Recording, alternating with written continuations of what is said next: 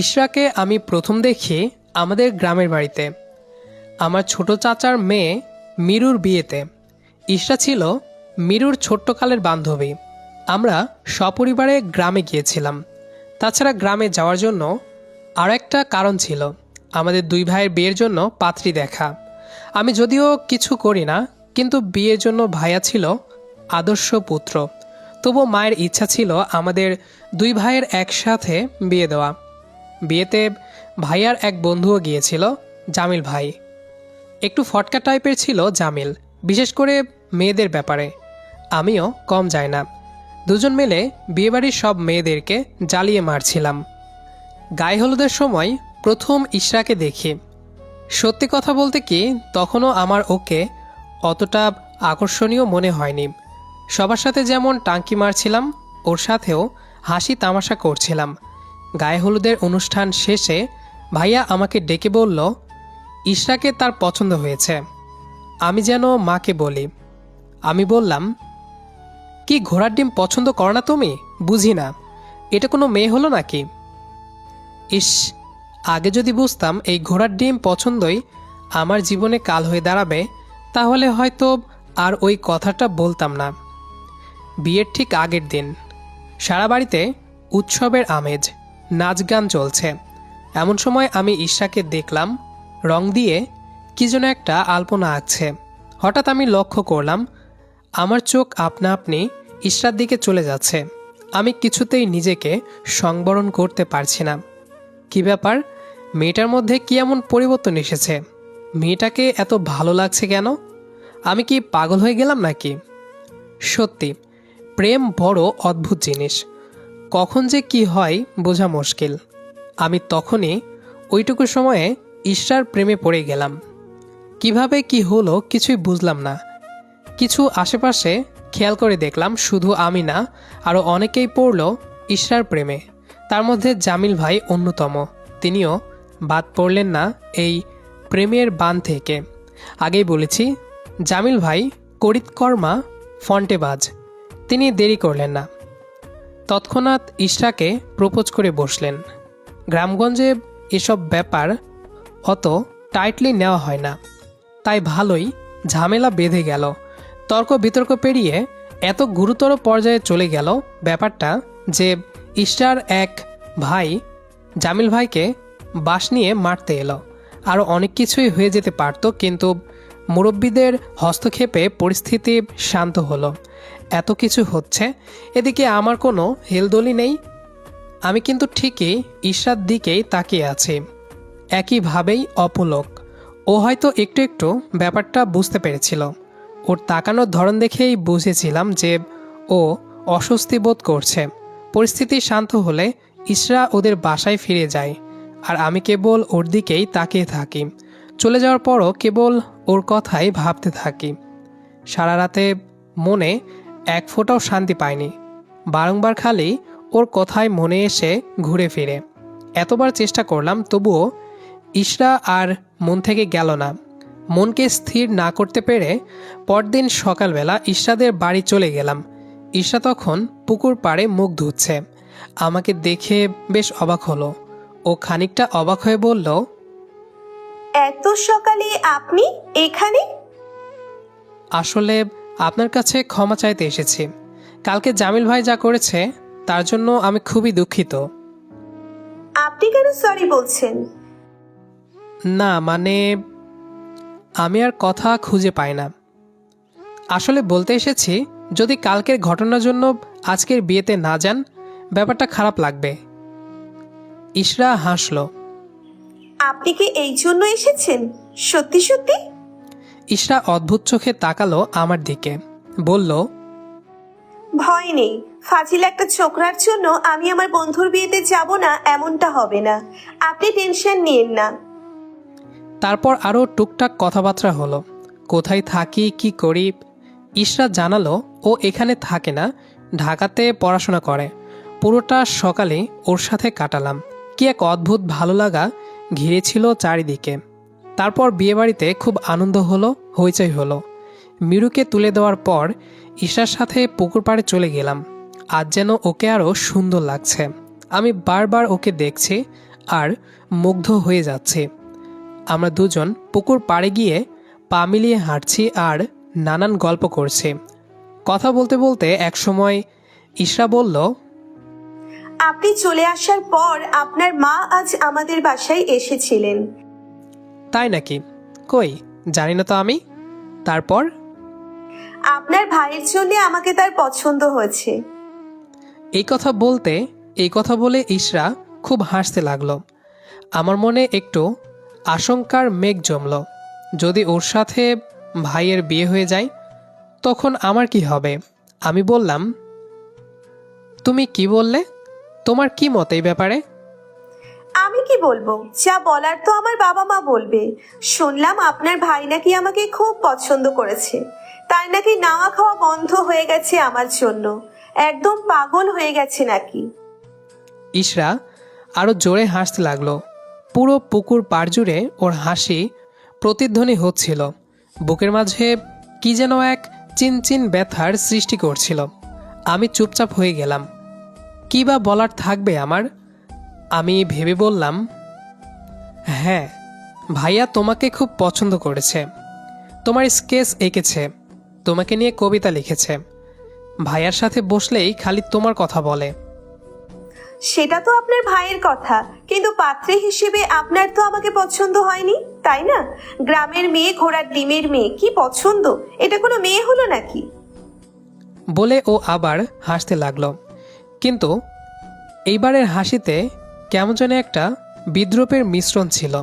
আমাকে তাচ্ছিল্য করে হাসছিল ইশরা। ওর এমন বিদ্রূপে আমি কেমন যেন চুপ হয়ে গেলাম। আমার শব্দ হারিয়ে গেল সেদিন। তবে তারপর যতদিন গ্রামে ছিলাম ইশরার সাথে প্রতিদিন দেখা হতো, কথাও হতো অনেক। আমাদের একসাথে দিনের অনেকটা সময় কেটে যেত নিমিষেই।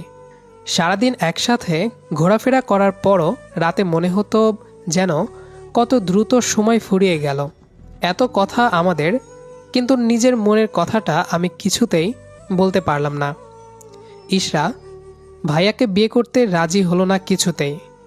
কেউ ব্যাপারটা ঠিক বুঝতে পারছিল না।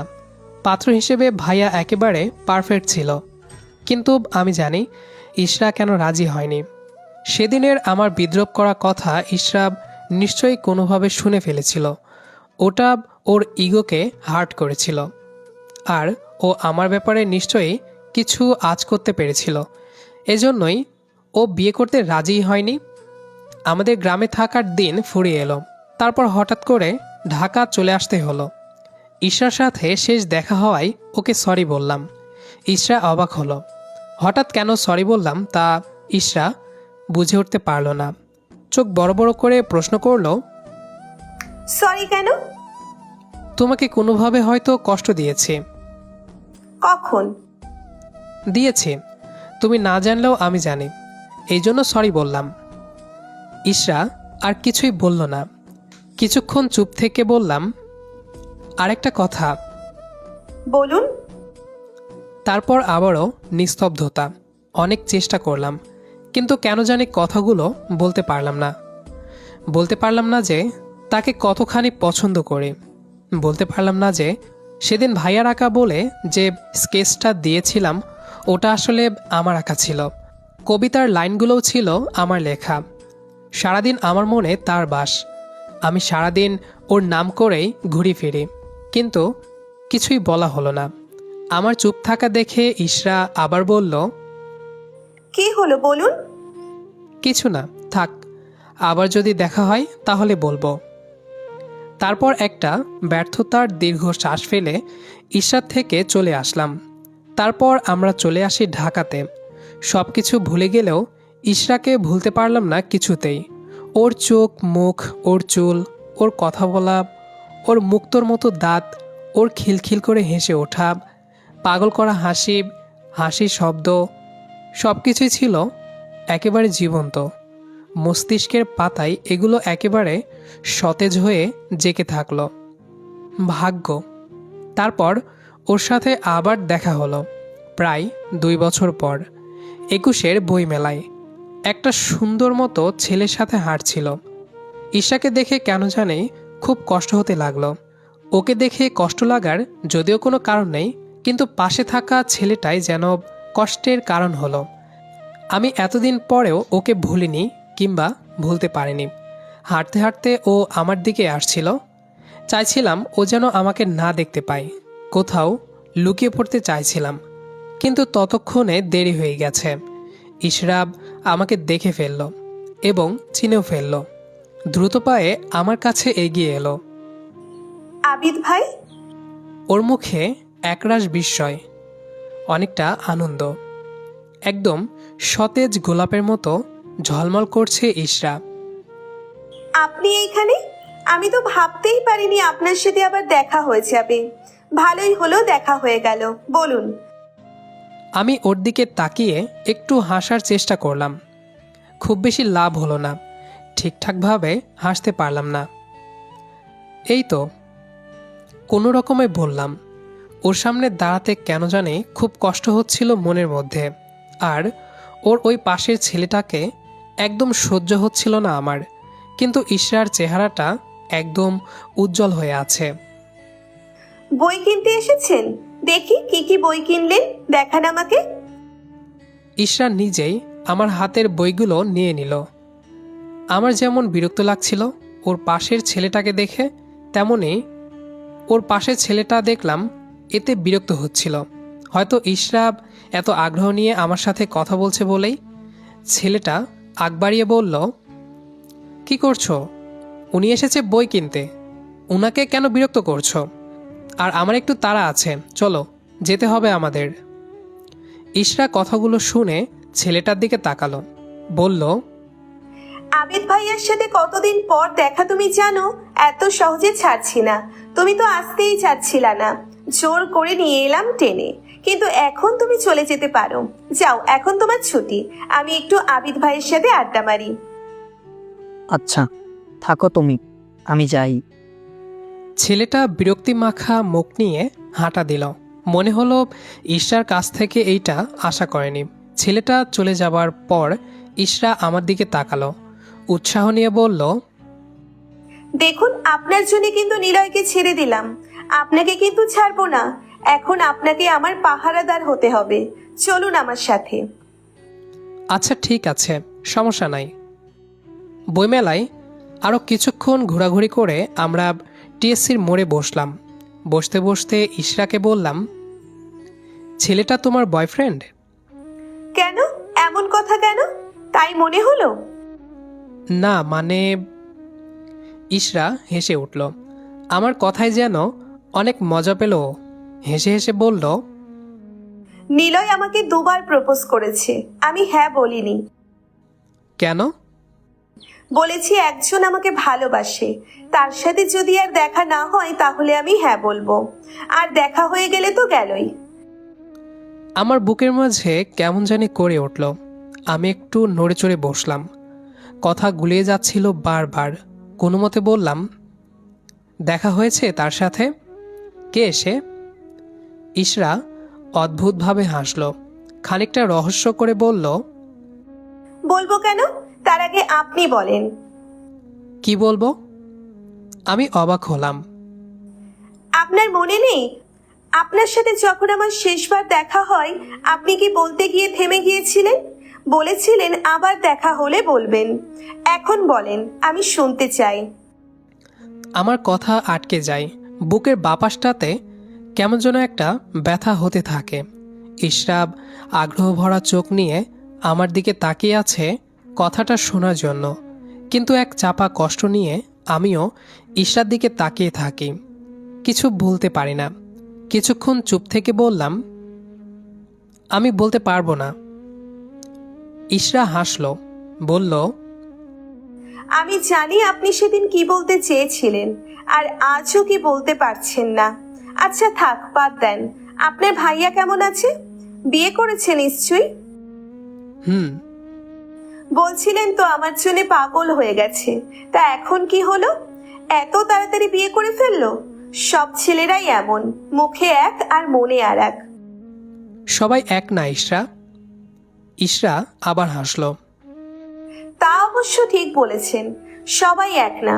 তা না হলে আপনিও বিয়ে করে ফেলতেন। বলে ও খুব হাসতে লাগলো। এতই জোরে যে আশেপাশের মানুষজন তাকাতে লাগলো। আমি আহত চোখে ওর দিকে তাকিয়ে থাকলাম। মেয়েগুলো এত নির্মম হয় কিভাবে? এই পর্যন্ত লিখে থামলাম। একটানা লেখার ফলে হাতটা একটু ব্যথা করছিল। এরপর কি লিখব তাই ভাবছি। এমন সময় ইশরা চা নিয়ে ঘরে ঢুকলো। কি লিখছো? দেখাও আমাকে, দেখবো আমি। কই কিছু না। ওর কাছ থেকে আড়াল করতে চাইলাম, ওর কথাটাই এড়িয়ে গেলাম সেজন্য। দেখাবা না? আমাকে দেখাও বলতেছি। ওর এমন জোড়াজুড়িতে অগত্যা দেখাতে হলো। বউ বলে কথা, তার কোনো কথাই আমি ফেলে দিতে পারি না। ইশরা ডায়েরিটা নিল আর আমি চা হাতে তুলে নিলাম। আমি চা খেতে লাগলাম। ইশরা মন দিয়ে লেখা পড়তে লাগলো। পড়া শেষে মুখ বেঁকিয়ে বলল, এই লাইনটা কেন লিখলা? কোনটা? দেখাও। এই যে মেয়েগুলো এত নির্মম কিভাবে হয়? তোমার সাথে কি এমন নিষ্ঠুর আচরণ করেছি আমি?